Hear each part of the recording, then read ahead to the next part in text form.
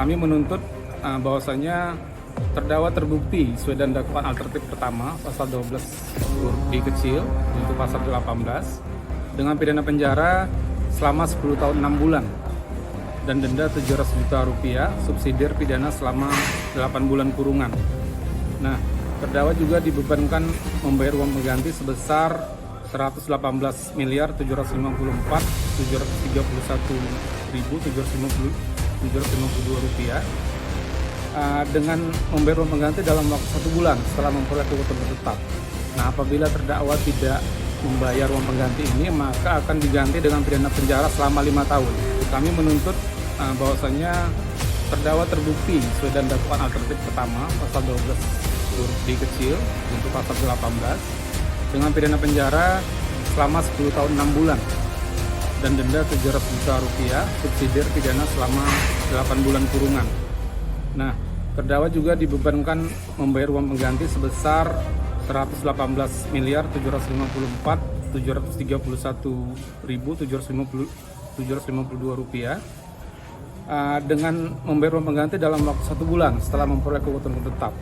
Nah, apabila terdakwa tidak membayar uang pengganti ini, maka akan diganti dengan pidana penjara selama 5 tahun.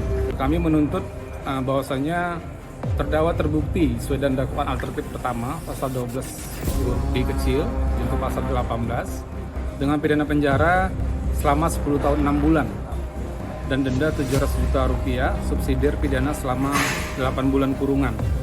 Nah, terdakwa juga dibebankan membayar uang pengganti sebesar 118.754.731.752 rupiah dengan membayar uang pengganti dalam waktu 1 bulan. Jadi sesuai dengan surat tuntutan kami tadi, jadi hal-hal yang memberatkan itu adalah terdakwa tidak mendukung program pemerintah dalam pemberantasan korupsi.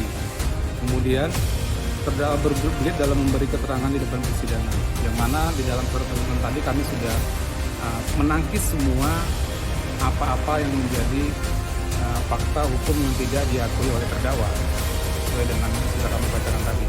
Nah, kemudian yang menjadi hal yang meringankan bagi terdakwa itu adalah terdakwa belum pernah dihukum, kemudian terdakwa mempunyai tanggungan keluarga. Nanti kami akan buktikan di dalam nota pembelaan. Makanya tadi kami meminta waktu yang panjang kepada majelis hakim karena banyak fakta-fakta yang sebenarnya bukan fakta hukum. Kira-kira begitulah. Nanti akan kami sampaikan dalam pledoi.